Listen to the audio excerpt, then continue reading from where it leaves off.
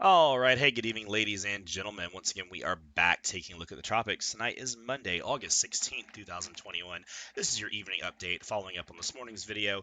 Last we talked this morning, Tropical Storm Fred was on final approach to the Florida Panhandle, and it did make landfall about 3:15 this afternoon near Port St. Joe, Apalachicola region, just kind of off to the east of Panama City and Mexico Beach. In Florida, it looks like a lot of heavy rain overspread the area earlier today. Fred did blow up a little bit, but remained a tropical storm through landfall, and will go down in the books as probably a 65 or so mile an hour tropical storm.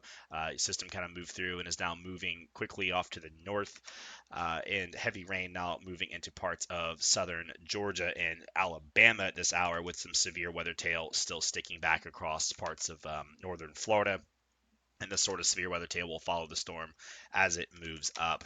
Tornado watch was in effect earlier. Haven't seen the Storm Prediction Center. Doesn't look like they've extended it yet, but isolated tornadoes remain possible through the evening. Heavy rainfall still to come. Weather Nation here with the tweet showing us that 7 inches of rain recorded in Panama City, and I guarantee you that there are some folks who got more than that. There's been a lot of street flooding and road flooding in this region. A lot of storm surge issues along the coastline. So definitely, please be safe traveling around out there. There's trees down, power lines down. It's all the usual stuff. So try not to be out and about too much in this region, and please respect the flood waters. Sometimes water can rise even after the rain has ended. As we talked about earlier, the back half of Fred's not much to talk about. Rainfall's already mostly ended in this region, but you're going to have creeks and rivers still trying to rise. That storm surge, that southerly wind will still be coming on shore for a few more hours. So you're still going to have some rising water until Fred gets a little further away and the winds relax. So please keep an eye on that. And if you live further north, rainfall still to come. Generally widespread, 3 to 5 inches of rain still expected, even up into parts of the eastern Tennessee area, southern Appalachians, and even parts into the Virginias and points further north. Some heavy rain still coming with this system as it becomes extra tropical. So flash flooding threat remains for a lot of this week until Fred gets up out of here. So always got to respect systems that move ashore. They can still be kind of crappy. But we're going to go ahead and move on from Fred. Not much else we talk about. Nothing really left to forecast besides the rain to come. So we're going to switch over to Tropical Depression Grace this evening, located near Hispaniola. Evening Hurricane Center does have the center somewhere near the Tiburon Peninsula, not far from actually where the earthquake was, which is unfortunate. Heavy rain occurring this evening there. I'm going to pause the satellite loop because it's jumping around a little bit. It's the evening. This happens every night with the goes. Just you get these little jumps. Hard to show you what I'm talking about, but a convection overall definitely improving in Grace. There's a little bit more outflow in some of these channels, and it looks like the wind shear that was impinging on the storm has relaxed and is more to the north now. And Grace has been bubbling up convection throughout the day. She's still hampered by the tall mountains, and the flow is definitely disrupted from these mountains of the island. But we're no longer talking about a situation like Fred had, where he tracked directly over the island and got completely destroyed and took days to rebuild. Grace is not going to have that problem. She's still a tropical depression this evening. She's still struggling in some aspects, but it appears that the low-level center here, mid-level center might be over here somewhere. It's hard to tell. Getting the satellite loops near these mountains and the way these islands flow can be pretty difficult sometimes.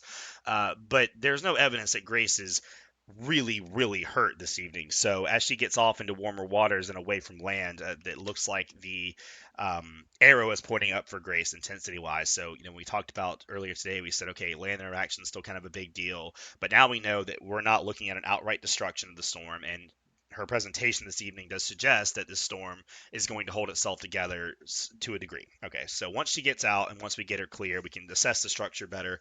Hurricane hunters will probably be back in there first thing tomorrow. They kind of had a down day today. I mean, they can only fly so many flights before they have to maintenance the aircraft, rest the crew, and definitely, obviously appreciate all their hard work. So we will get some new hurricane hunter information tomorrow, I'm sure.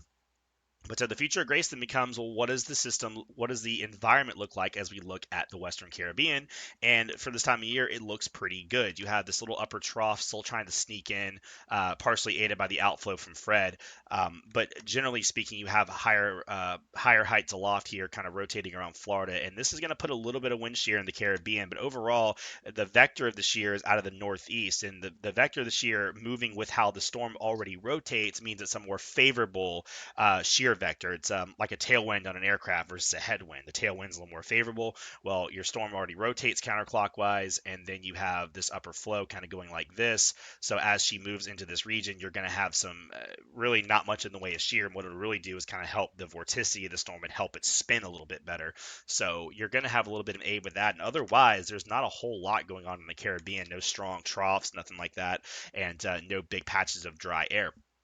Water temperatures, as usual, are really high. Oceanic heat content values in this region are really high.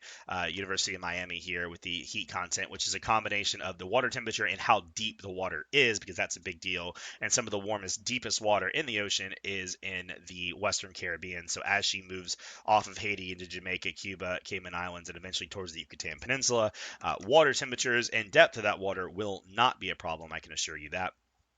And overall, the environment looks pretty good. So, model's still a little split on how this looks. GFS shows you here. The GFS has a much more ragged storm in a few hours. The GFS shows her essentially just as a wave axis moving to the west here, and takes pretty much all day tomorrow into Wednesday before it begins to strengthen the storm as she approaches the Yucatan Peninsula. Now, the European model not agreeing. The European model sees a stronger storm as we back this up a little bit. So this was how the European model thought Grace looked this morning. Disheveled, gotcha. The European, though, sees it by tomorrow morning near Jamaica as an already tightened up vortex that is much healthier than what the GFS sees. The answer is probably somewhere in the middle. It's probably not as just absolutely just distraught as the GFS has it, but the European is probably jumping the gun a little bit because this is valid 12Z. So this is in about 12 hours or less. We would expect the storm would have to improve a lot in 12 hours. Probably not happening. But the European sees a much more organized storm, which is how I would lean with her versus how the GFS shows her. But European shows a very healthy storm moving through much of the Western Caribbean and into the Yucatan Peninsula. So it looks like this leg of the journey will be very favorable for Grace. Now, the Yucatan Peninsula on days about 3 to 4, really Thursday, is not going to be a major disruption. The Yucatan does not interrupt storms like Hispaniola does, where it can outright destroy them. I mean, yes, it will be a speed bump. Yes, it will interrupt the storm, but this does not historically destroy storms that tracks across it. It's flatter, wetter terrain, and a lot of storms typically are moving at a good clip, so they just kind of run right through here. So the Hurricane Center, although they expect her to stay a tropical storm, on the forecast cone, they do note in the discussion she could be a hurricane on approach to the Yucatan Peninsula on Thursday morning, and then explicitly now forecast a hurricane Friday into Saturday as she makes a second landfall somewhere in the southern Gulf of Mexico, or possibly even southern Texas, as some computer models still indicate she could get that far north. The question then becomes well, what does the upper level ridge look like over the southeast U.S.? This is valid Friday morning on the GFS, and the GFS shows a mid-level ridge extending well into Texas and back around, kind of in double cell high pressure here. But you've got two essentially highs that have kind of moved together, and they have a large block on the Gulf of Mexico. So when we look at the ensemble forecast, the GFS, you see almost every model has a deep southerly kind of lean to it, and most of them show like the Bay of Campeche, or at least well into Mexico, just one or two stragglers showing the potential for movement into Texas. Now, the European model isn't quite as strong with this. This is valid at the same time. It shows a little weaker high, not tremendously weaker, but a little bit weaker high pressure. And this could allow a little bit of a weakness in this region where Grace could potentially try to come a bit further north. So I think folks in southern Texas, like say Corpus Christi and then point southward, should keep a close eye on her progress. Right now, again, the Hurricane Center does not have you in the official cone, but this cone does shift around, and we are talking 5 days out. Some of the ensemble members for the European model still show some outliers that do move into parts of southern Texas, although the majority of the models still do move into Mexico. They are further north on the aggregator on the whole than what the GFS shows. So I think that what this basically is telling us is there is still some question as to how strong this high will be in this region. If there's any gap or any break where the high is maybe further over or a little bit weaker and further north, and there's some opening where Grace could try to slip further north on the edge of that high pressure, because that will govern how close she gets. So I think folks in Texas need to keep a close eye on it. She's definitely going to be strengthening, and it looks like she could potentially be a hurricane in this region with warm water and lighter wind shear fueling signaling a future track somewhere in that region. So I would keep an eye on it. But otherwise, if you're like in Houston, say further out to the east, I would not be too worried about Grace at this point. Let's go ahead and move on and finish up with Tropical Storm Henri. This was initiated or upgraded at 5 p.m. from a Tropical Depression 8. Maximum sustained winds 40 miles an hour and movement to the south-southwest at 5. System still drifting out near Bermuda. Infrared loop here this afternoon and early this evening shows that the system is still struggling. All the convection kind of off in this one little channel with that partially exposed circulation. This is terribly improved from earlier, but the convection has sort of persistent enough, although in the last couple of frames here you see this one big thunderstorm sort of die out and all those reds and blacks falling back into greens and blues, which indicate lower cloud tops.